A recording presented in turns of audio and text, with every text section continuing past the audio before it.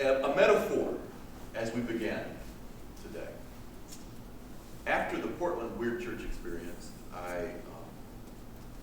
there was a character that walked into the room who looked like, well, he was a little weird.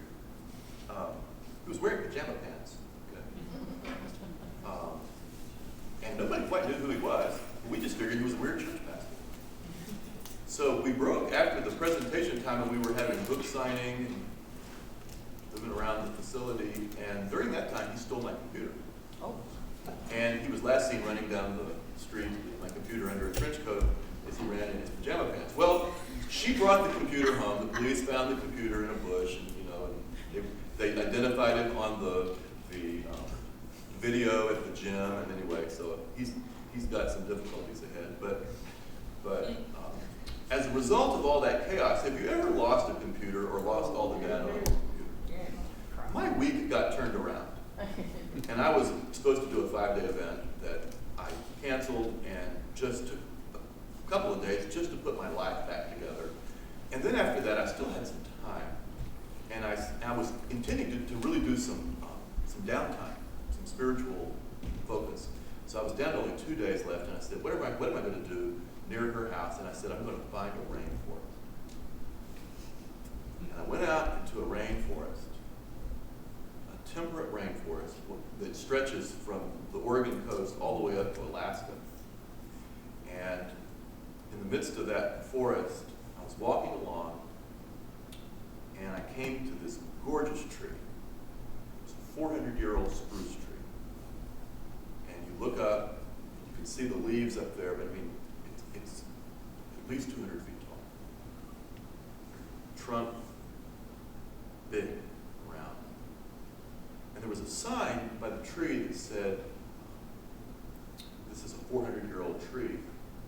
And as you read on the sign, it indicated sometime in the next 100 years that tree will fall. Because spruce trees have a life expectancy of about 400 to 500 years. And this was a forest of old growth spruce. And what I discovered in reading that is old growth forests have a life cycle of their own. And the trees tend to grow up together as a group. They live, they thrive, and then they begin to fall. Walking along on the path, came to another massive, beautiful trunk, and I looked up, and there were no branches. It was just a gigantic tree stump reaching into the sky. That tree had died, but it was still standing. There was a sign that said alive, or it said dead, but still standing. Okay, you know where I'm going with this. You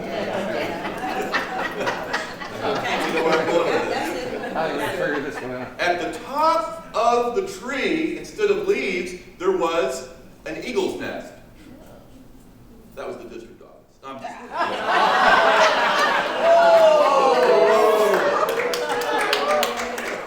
the eagle flying around. Okay, so I looked. I mean, I'm not even going to develop that metaphor. There was a sign by this tree, alive but still, dead but still standing. But in small letters, this is the important part to catch here. And teeming with life. Okay? So this thing has grown big. The thing that grew big is out of life. But yet life still abounds in and about that thing and is feeding off of this thing that came before us. Okay? Teeming with life. In the next little way along the way, I found one of these big trees that had now fallen. And it was decomposing and providing nutrients from which a next forest will rise. And this was all National Park Service signage, but it was so helpful to me, and it was such an eye-opener. The last sign said, in the space of time between 2000 and 2050, more than half of the trees around you will fall. And then from 2050 until 2100, there will be smaller trees that will thrive. And from from 2100 on to 2200, there will be a new forest of spruce that will rise here that will grow to be very large trees. And it comes in cycles, and this has been going on longer than human beings have been around, and based on the way things are going, a lot of our institutions will come and go, and that rainforest will still be living on that rhythm. It gave me a perspective about this work that we do, because we, and some of you, are tree doctors. Between us, we've worked in several hundred congregations. I was in a congregation in CalPAC conference this weekend. You were in Providence. Yeah. Providence.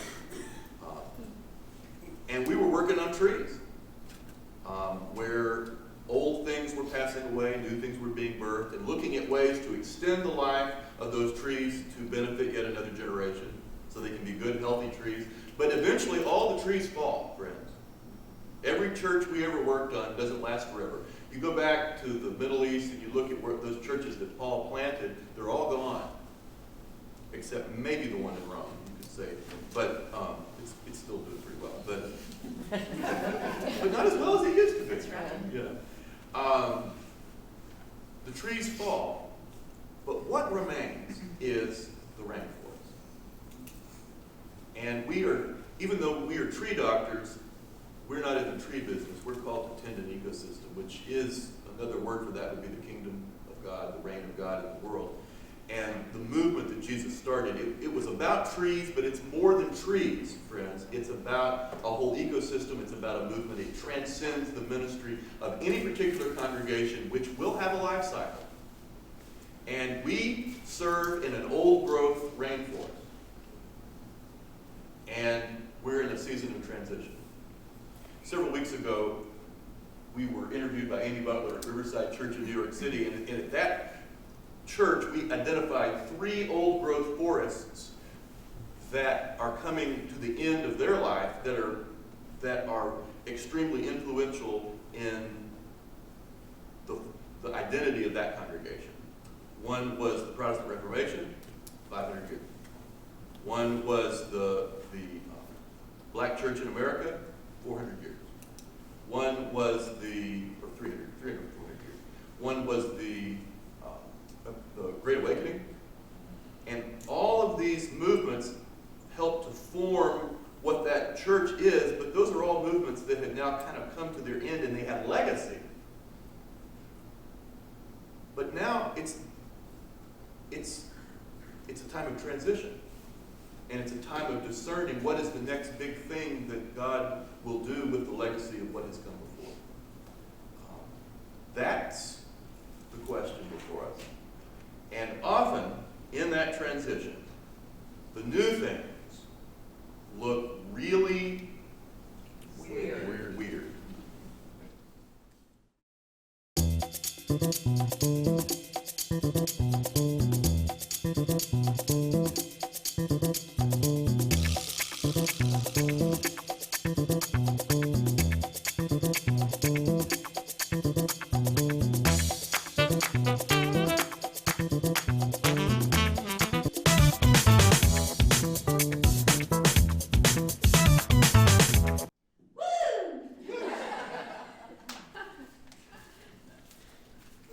Where we go now?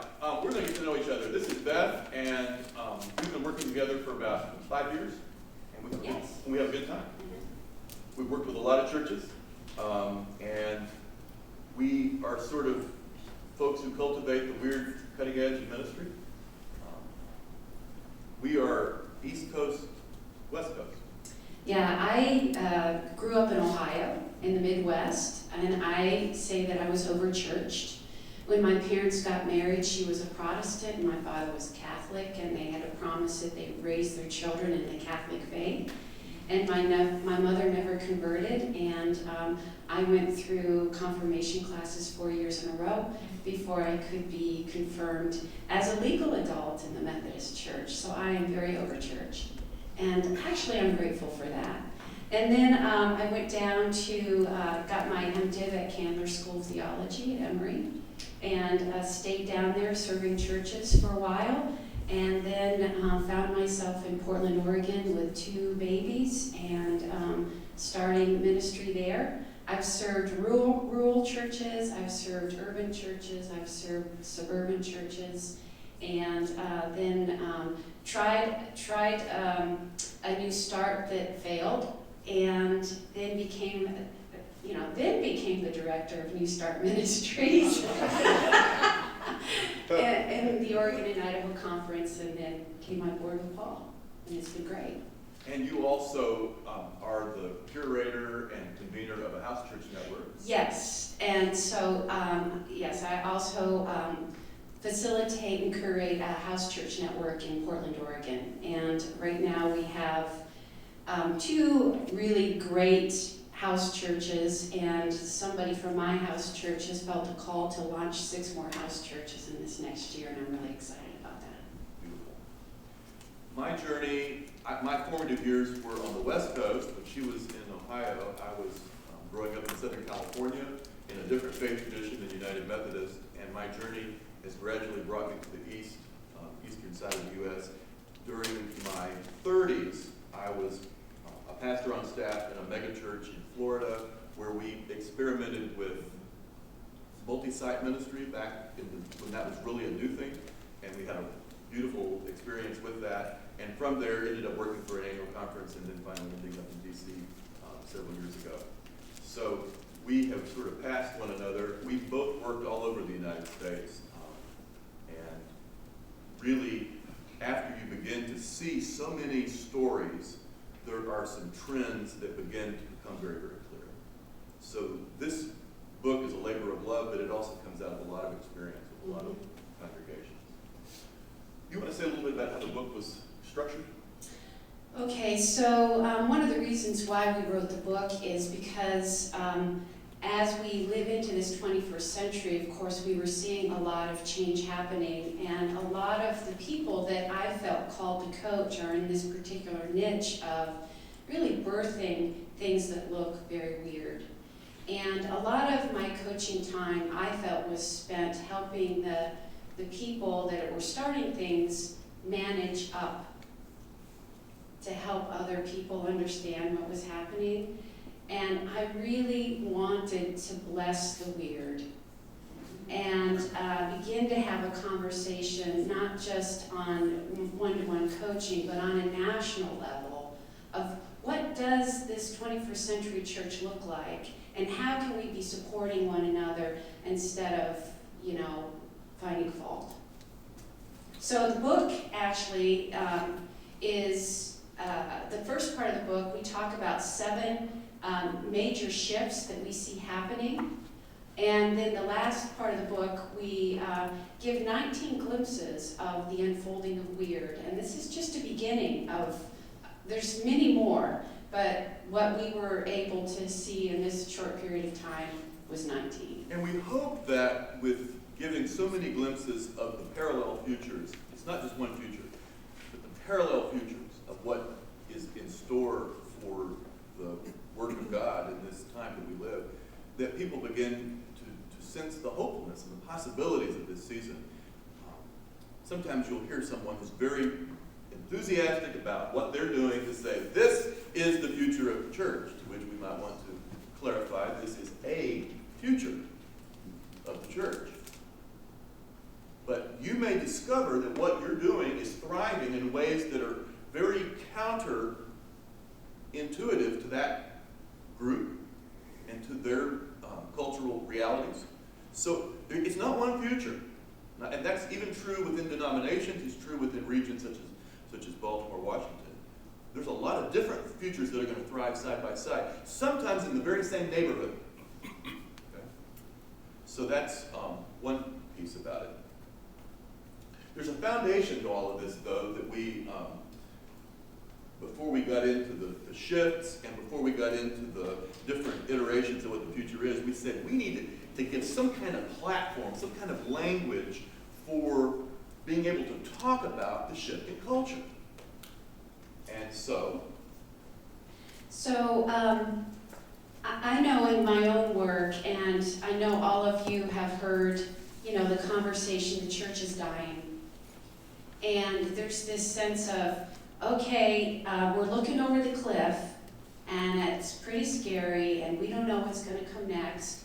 And so our natural propensity is to do everything that we know how to do better. You know, and as Dr. Phil says, how's that working for you? Not too well. Spiral dynamics is actually a framework that actually gives me and Paul hope for that future. And so let me explain that a little bit more.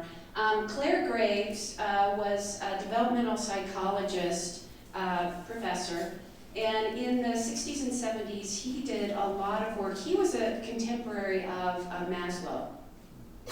And he had a lot of questions about what Maslow was saying because he thought there was a little bit more there. So he did, actually in his whole lifetime, 40 years of research, interviewing people, and what he discovered is different people have different value systems based on the life conditions in which they find themselves, and the place in which they live, and the time frame in which they are living. Okay? So, and then Don Beck read an article by Claire Graves. He was a professor in Denton, Texas. University of North Texas. And he kind of dropped everything he was doing and became a student of Claire's. And in 1992, he and Christopher Cohen wrote a book called Spiral Dynamics. And I picked up that book in 2002. I read it, I reread it, I reread it again and again, and that really changed my whole framework for how I do my work in my ministry. And so we use that framework here. And so what Spiral Dynamics says is that, of course, we change our value system based on our particular life condition, and these value systems are like a computer program.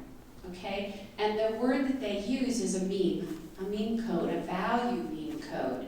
So a meme code is a bio, psycho, social, spiritual DNA type script, a blueprint that spreads throughout a culture and plays out in all areas of cultural expression, forming survival codes, myths of origin, artistic forms, lifestyles, and senses of community.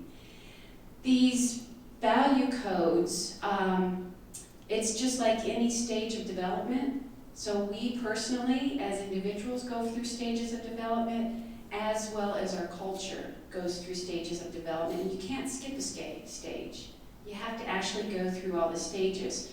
So in our book, we're really interested in this shift between what was and what's to come. So let me outline a little bit of these particular value systems. You see in the picture there that these systems are not, they're not in a hierarchy per se, but they're in a hold-on. So it's like, as Paul was explaining about the trees in the forest, if you cut a tree and you see the rings.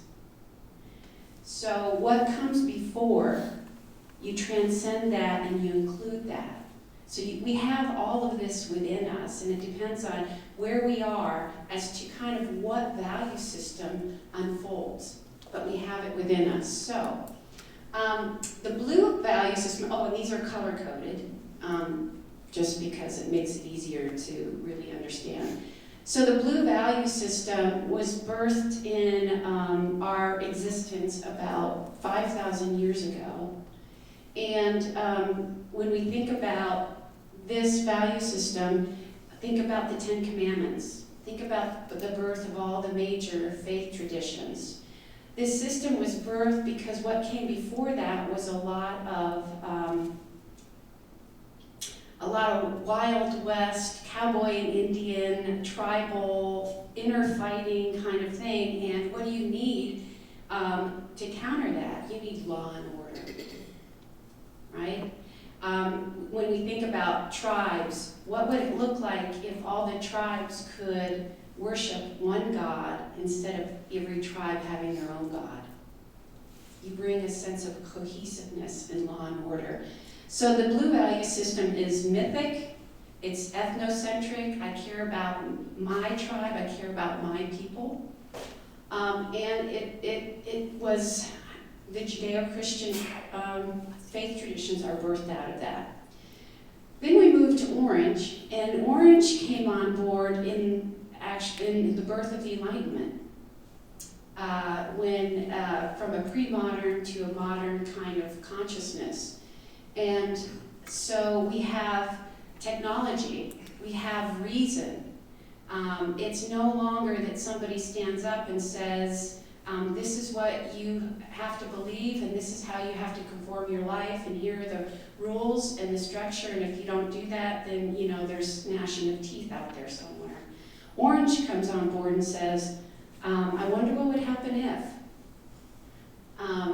Its worldview is beyond that ethnocentric worldview. I can care for more than my family and my people. It's the birth of democracy, the Bill of Rights. And really, when we think about the United Methodist Church, our church was really birthed on that blue-orange cusp. Because again, John Wesley was a child of the age of reason. And he was able to connect his head with his heart. The whole United States has sort of been a blue-orange dance for most of our history. Exactly. And we were talking about this out west in San Diego, is that many of the people that are sort of in the orange worldview, they're very scientific, very like to ask questions, their faith did not make it with them across the continental divide. Whereas in this part of the world, a lot of people that have a scientific and sort of modern worldview also are able, have for whatever reason, maybe because of stronger faith institutions, have integrated faith with that, but with some work. But in the West, less so. Right. So you have the birth of humanism in that orange value system, and the death of God. Yes. Along with people that are working to integrate faith, a thinking faith, a critical faith. That's still a lot of that is the work that people in Orange Value System are trying to do as they hold on to their belief. Yeah, and I think probably most of us in this room that went to seminary, our seminaries were all about this. It was all about systematic theology and biblical criticism. Back 100 years ago, we're going to be at Princeton tomorrow, but 100 years ago, Princeton University was the heart of a big sort of Protestant civil war between fundamentalism and modernism. To some degree, that will be played out again in General Conference this year, but in a different level, because that's 100 years ago. But it's still, there's a blue-orange tug-of-war that's underneath some of the issues that we deal with. And how In the church. In the church. Oh, most definitely, most definitely. So, and when we think about big box church, TV evangelism, when we think about that big splash church, that's really an orange value system church. I mean, they really know how to do church, they know how to do it big, and they know how to bring in the money.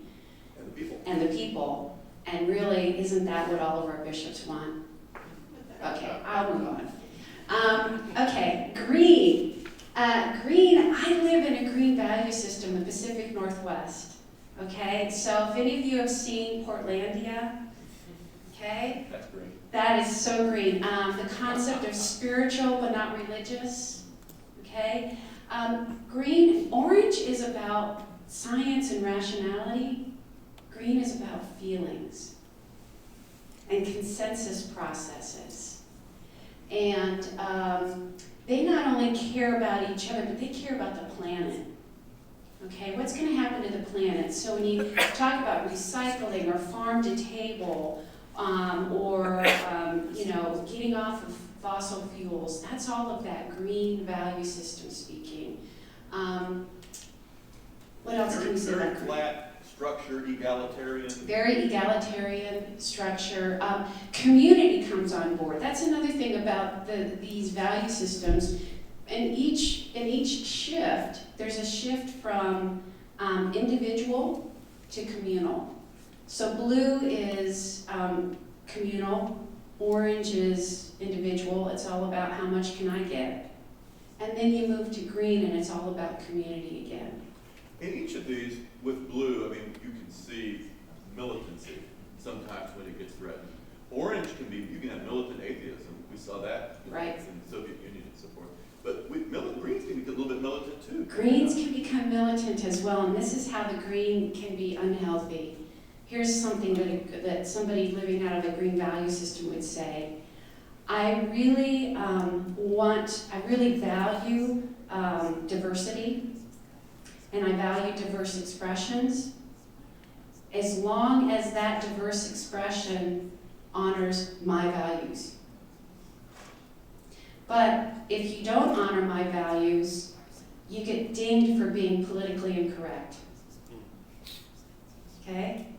And we see that. We see, that pendulum swinging to the point where people can't say anything for fear that they're going to get tagged of, well, you're culturally insensitive, you're politically incorrect. That was a microaggression against me. That kind of stuff. As people move into the green value system, they have a hard time with institutions that were developed in orange and blue. Is that fair? Yes. Yes, they do. And since most of our churches are developed in orange and blue, people, as they're moving into green, look at what we do to express faith, and there's a sense of disconnect bordering on. But they're highly spiritual. Yeah, but they're not connecting with. So they find in that orange value system, wait a minute, getting as much money as I can, and getting the biggest house and the grandest car, and climbing the ladder, there's something that is missing. And so there's that search for that as you move into that green value system. What's that missing piece? Oh, it's a spiritual centeredness. So I teach at Wesley Seminary, and a student might say to me, we read a book about ministry systems and processes, and they said, this feels like business. Right. This feels, and I said, is business all bad? Is that a bad thing? That we're doing our life together according to good groups of good principles of organizational behavior? This just feels like a business. This feels like the practices are overshadowing the heart of what we're about. That's a green expression talking about an orange value system. And have we ever heard young adults and others who are squeamish about organized religion feeling like the church is too much of a business? Yes. You will hear this more and more. Right. It's not going away. I have nephews that live in Texas, and I was there a couple weeks ago, and my nephew, was a brawny football player, and he had his shirt off, and he has, a sleeve of tats. And I was just really, I said, tell me about your tats.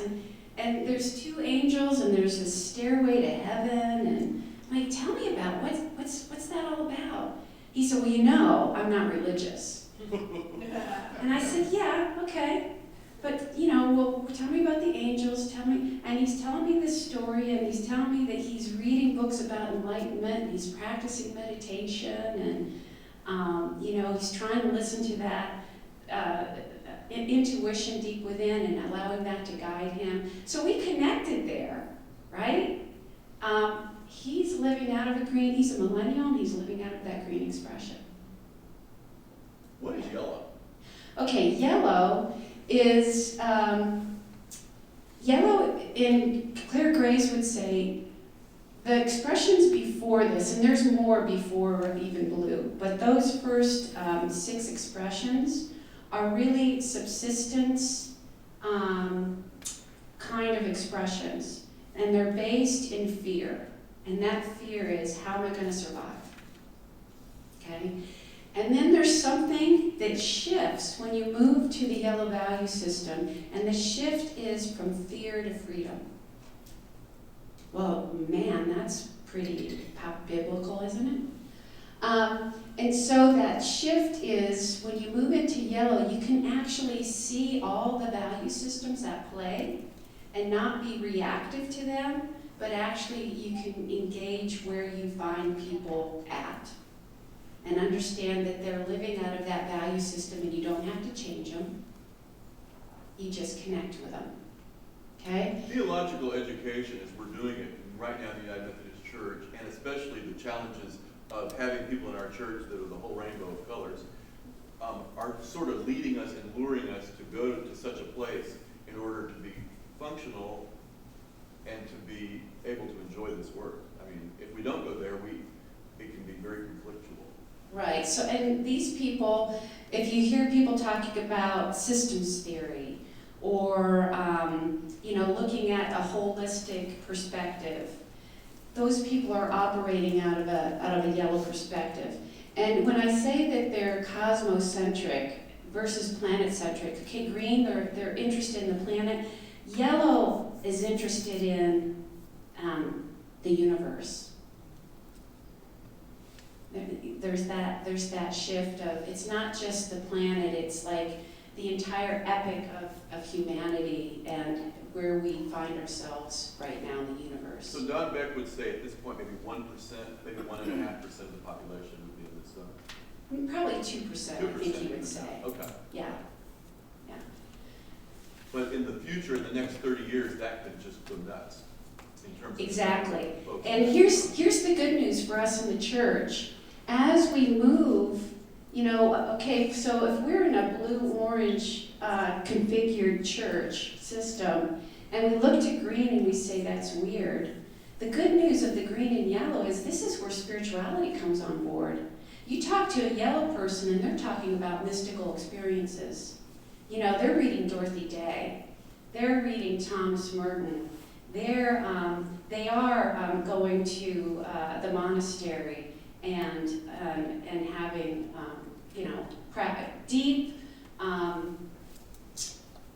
deep faith-filled practices. So there's a young pastor that I have worked with as a mentor who's living in this zone, just as you just described in that last paragraph, having deep pain in his life, existing in a denominational life where there's a lot of orange instinct, and it feels soulless to him, and it's very, very painful, and he struggles with how he can remain in institutional Christianity. And yet, I think he's going to make it, but it's hard in this zone to sometimes relate to folks that don't get it. Right. So you're really weird, and he is perceived as weird. Right. Because all these are paradigms. And, I was talking to my cousin who wasn't raised in the church at all. I just came from Boston, and she's in an innovative boot camp right now. She wants to start her own business. And she comes out of the banking industry, and she talked about where, she is kind of a millennial, and she's in this bank that doesn't welcome millennials because they're not set up to do that. But that orange bank is, okay, we have to have a certain amount of people representing a certain age group, a certain ethnicity, and let's just metric this out and get them on board. And here she is in this institution saying, it's not that simple. I mean, what's the environment like? Are you setting up the environment so somebody out of a different value system can really engage in this? And it just totally, they don't get it. Likewise, we don't get it in the church either. So talk to your neighbor for a second and just think about the last dozen or so people that joined your church or became participants. Where do you see them living in terms of their own experience and the value systems, the clues they're giving? And, it's guesswork, but just think about the last dozen. What is the kind of the color hue of the folks that you're reaching right now?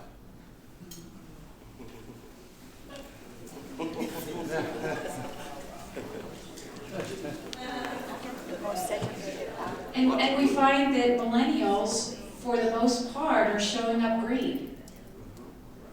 And if we, the church, want to have millennials as part of our umbrella as United Methodists, we need to figure out how to connect with that and honor that. So what we're going to do is we're going to talk about two shifts at this point, and then let you think about how those shifts are playing out in your life, and then we're going to take a break. And then after that, we're going to look at some of the 19 different flavors of church that are thriving all over the color spectrum of spiral dynamics, because there's going to be people all over the place. You get on an elevator now, and everybody's there, and in some congregations you find this as well. And that's why we're experiencing so much polarization right now. So the first shift that we're going to be looking at, there's 7 of these. We're only going to just speak about a couple right now. It's sort of the fundamental shift. Is a shift from fear to freedom. And you don't have to be in the yellow value experience in order to be able to understand that that is a biblical theme and a foundation of the Christian experience that even predates the New Testament.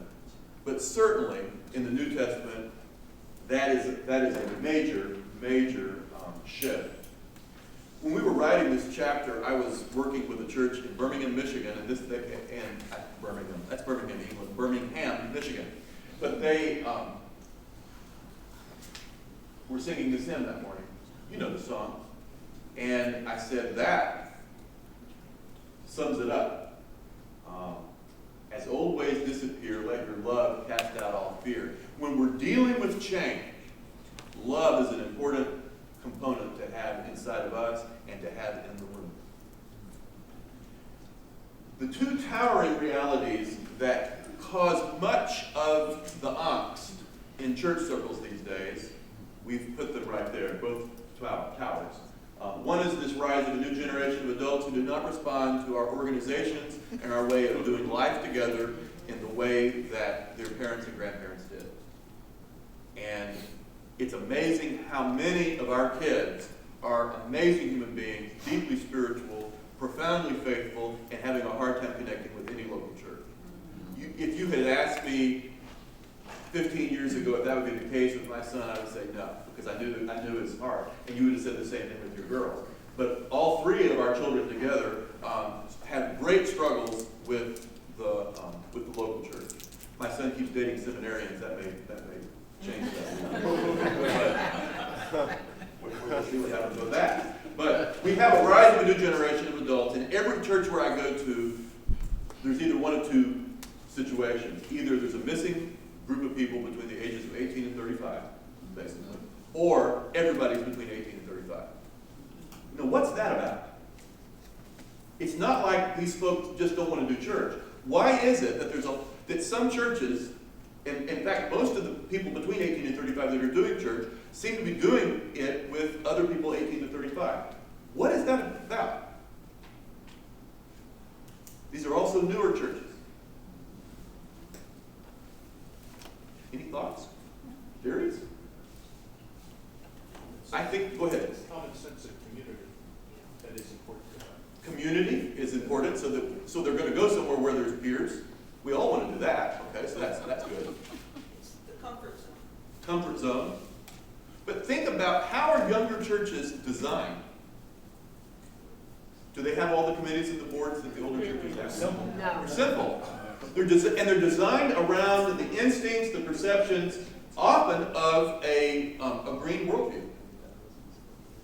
And that's not to say that they are, you see, part of the orange and blue thing was this liberal conservative thing. A lot of millennial churches are so past that, and they're very Jesus-oriented, and they may be very leftward on certain issues and very, very fundamental on other things. It's not about that. It is about the fact that the way that people in the green value zone do faith and they do community is instinctively different often than the way that their elders have designed it. So often they're missing, or there's a whole boatload of them, and nobody over the age of 50. Okay? That's just a reality that we know today.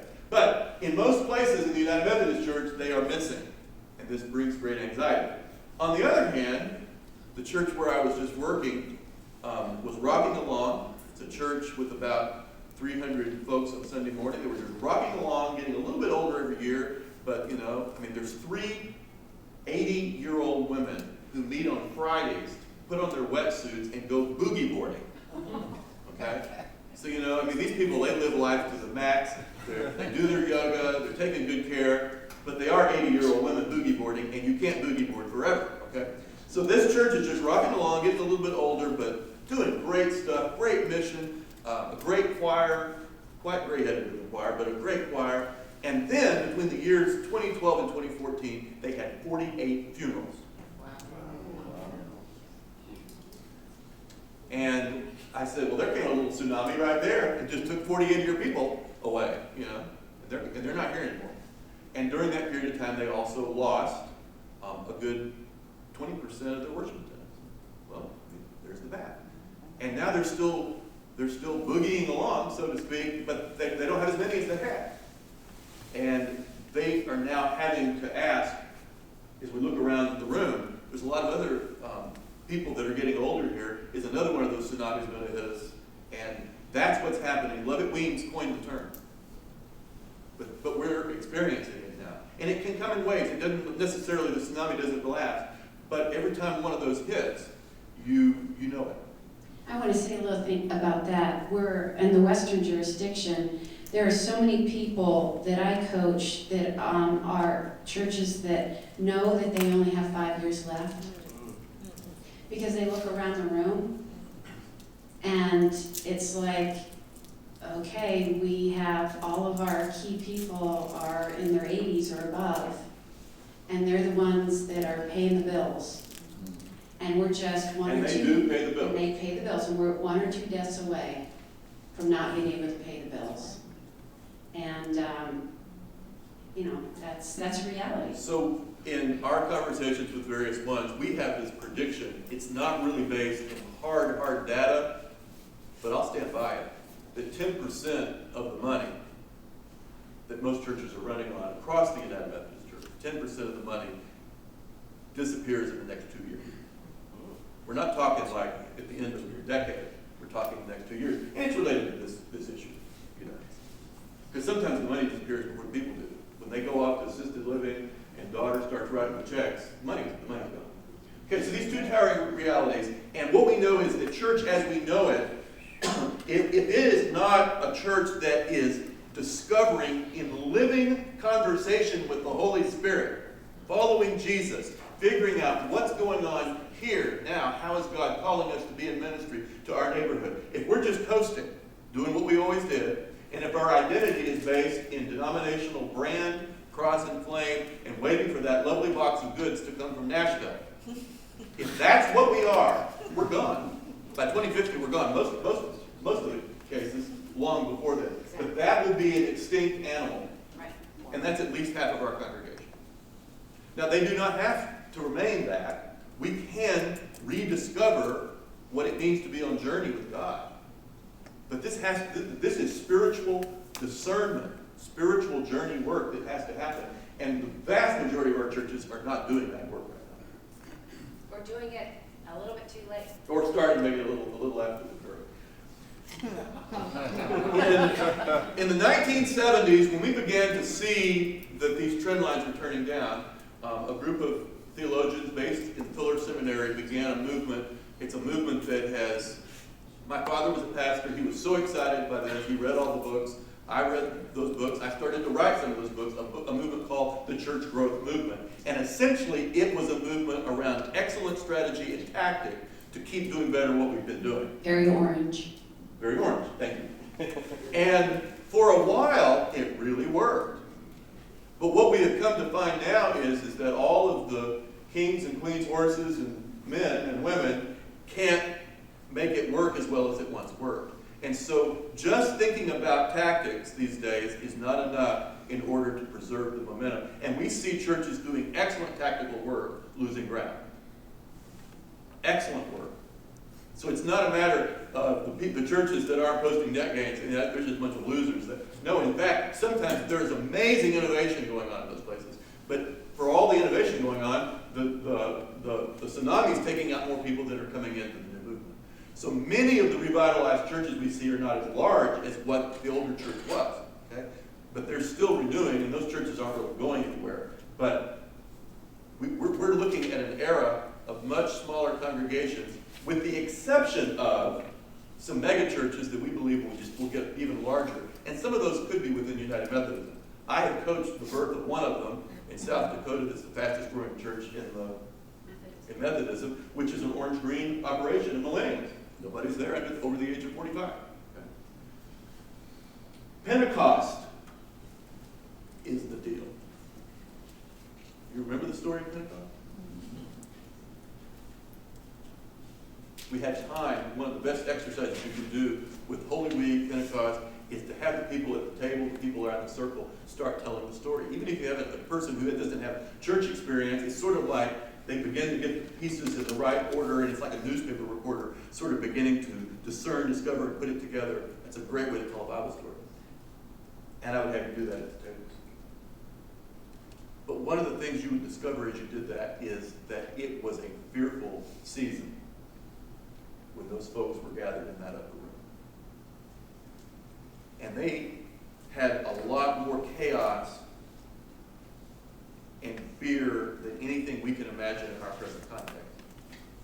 They did not have 2,000 years of history and inspiration of those who had been on this journey with us. They weren't even sure what a church was. They weren't sure what the difference was between a Jew and a Christian. There were a lot of things that were still emerging in their consciousness. All they know is that they had experienced the miracle and the craziness of the Christ event through Easter, but he wasn't around anymore, and they were waiting for something. And if you didn't know any more than to wait for the Spirit to come, I mean, you know, is he going to come up through the drains? What's going to happen here? You know, I mean, that was it was such a strange moment, and what happened that day was decidedly weird.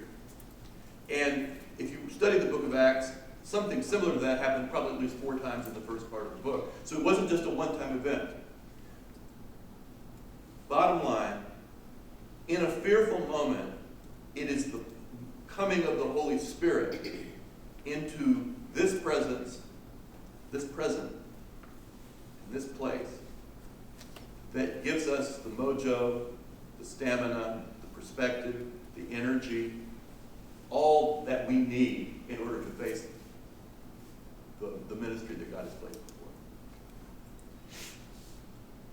And so, waiting and focusing on that is a critical part of any strategic planning process.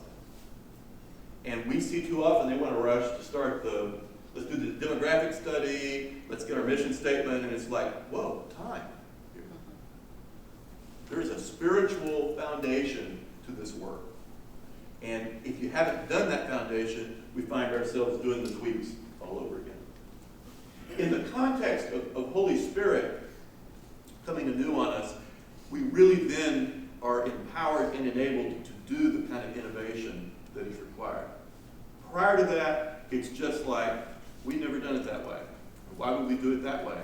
And I prefer green carpet, and you like yellow. You know? Yeah, I want to say Yeah. something about this. When I read the book of Acts and I read that Pentecost event and then how the apostles figured out what to do next, I think that in that Pentecost event, there was a heart attunement. Their hearts were opened and they were attuned to the Holy Spirit.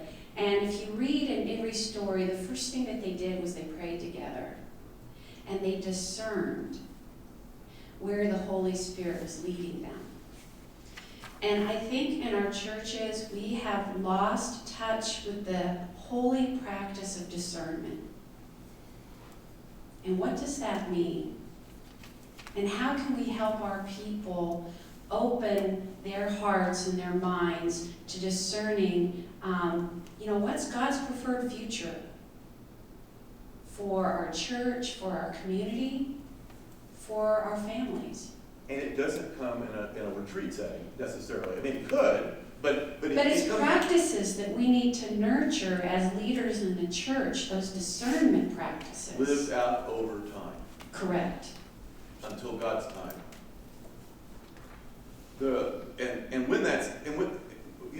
Christy and I, when we did our Readiness 360 research a few years ago, prayer, the practice of prayer, was the most foundational thing we found in multiplying ministries around the world. It was just the foundation.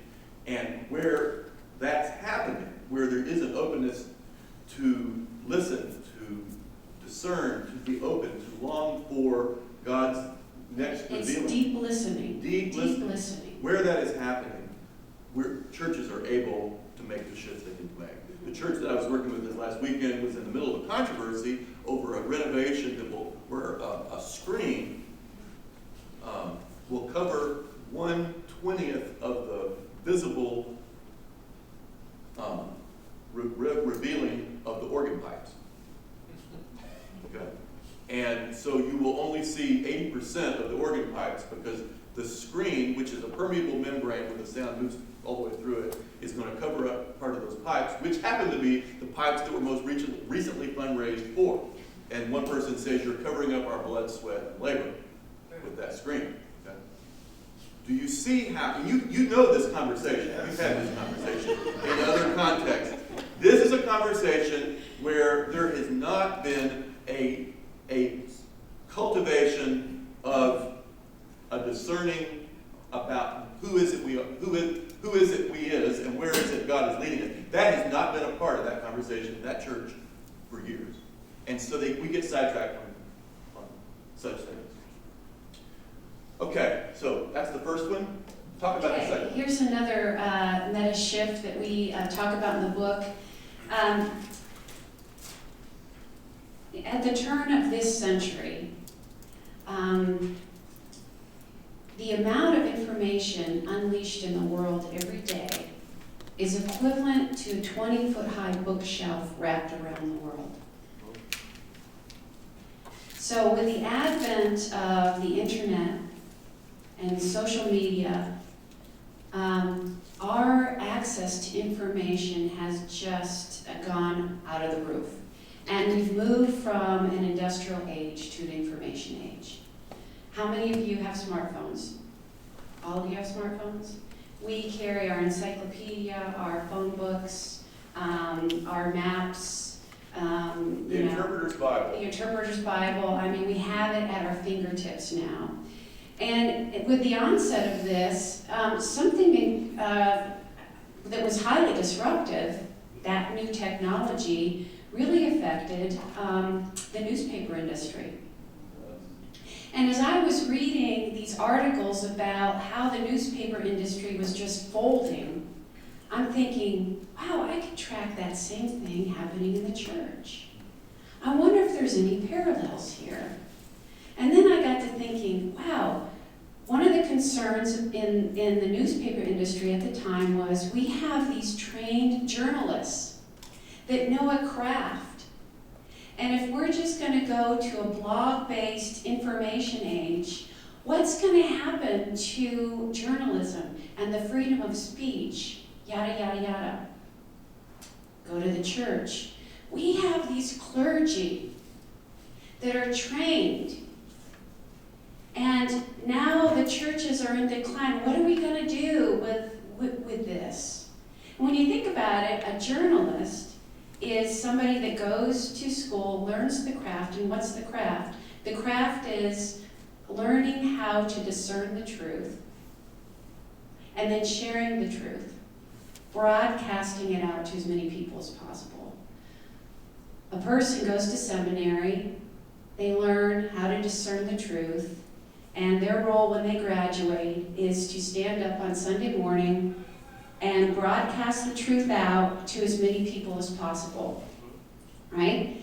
Then comes social media. Let's go to the Arab Spring. What happened in the Arab Spring? Did that happen? Were they waiting for somebody in the broadcast news industry to tell them what was happening and where to meet? No, the broadcasters were reporting out what was happening, but it was social media, it was Facebook, it was Twitter, it was all these social media apps that really has helped the Arab Spring to happen. So we've moved from, I am the keeper of the truth, and I'm going to gather as many people as possible, like we are doing right now, and I am broadcasting the truth to you. Now we have social media, and anybody can broadcast their story in multiple forms of media outlets, okay? So a lot of newspapers folded. They just couldn't figure out how are we going to survive this. But a few newspapers actually survived. One of them was the New York Times. I did some studying about the New York Times, and they've done some studying about how people access the news now. And how they survived is they developed an innovation lab. How about that? They developed an innovation lab, and they tried to figure out, well, how can we connect to people, and how can we be a platform for stories and for news instead of a broadcast system. Key word, platform. Platform. So the New York Times has discovered that the people that connect with them connect in 4 ways. They connect through print media, they connect through the internet, they connect through social media, and mobile devices. Let's look at the church right now. How do we connect with people? Newsletter. Broadcast news format. We are still expecting people to show up on a Sunday morning, and we hold the truth, and we share that truth with as many people as we can fit in the sanctuary at a time. Okay? And we're losing market share. Right? So what would it look like for the church, instead of being just solely focused on a broadcast format, what would it look like for the church to actually be a platform where people can, where there's just low barriers to connecting with other people and practicing spiritual disciplines or sharing stories and testimonies of spirituality or just hanging out together? I want to share a story of Michael Bauman, who he's a pastor in the Dallas area, and maybe about 4 or 5 years ago, he started a coffee shop named Union Coffee Shop. I don't know if you've read any articles about him. He has a book coming out. He has a book coming out. He calls himself a curator of community. And if you walked into his coffee shop just off of the SMU campus, you would find him sitting at a table on his computer. And you'd think, that's pretty weird. Is that what that pastor does all day long, is sit at a table on his computer in a coffee shop? Yes. But as he does that, he gets to know everybody that comes in and out of that coffee shop. And he gets to listen to their stories. One student came in who was learning how to be a nurse, and he was doing an internship on the children's floor of terminal cancer at the hospital. And here's this guy that's highly skeptical, a millennial, highly skeptical of church, but gets to know Mike in the coffee shop, and Mike gets to know him. And one day he comes into the coffee shop and he says, wow, I just had a really rough day. And I just wish that all these kids that are dying of cancer could feel like they were a superhero. And he said, what I really want is I'd love to give every kid on my floor a cape. And Mike listened to him and said, are you sure you want that dream to come true? And the guy said, yeah, I would love that to happen. Mike said, do you know that there's 2 sewing groups that meet in this coffee shop? And I happen to know all the hospital administrators because they come in here and get coffee too. What would it be like if I set up a meeting with you and the sewers and the hospital administrators? You'd do that? Yeah. Now they have a program, Capes for Kids. And twice a month, the sewers get together and the nurses from the hospital get together and they sew capes. And then those capes are delivered to kids in the hospital with people who don superhero outfits and give them out to kids. And they even had the audacity to send a group of people over to Greece to welcome the kids coming over from the boats in Turkey and giving them capes. And inside each cape says, Capes for Kids, a blessing of Union Coffee Shop. That is a platform-based ministry. And when I talked to Mike and I listened to that story, I said, you know, Mike, you're actually helping people live into their fullness. And when I think about ministry, and when I think about what it is to be actively engaged in kingdom work, isn't our task to help people live into their fullness? Isn't that what St. Paul says about equipping the saints for ministry? Now, the same guy that was highly skeptical of church, he's now on the planning team for Mike's coffee shop worship service. That's just one example of what it looks like to transition from a broadcast-based to a more networked, broadcast-based approach to ministry.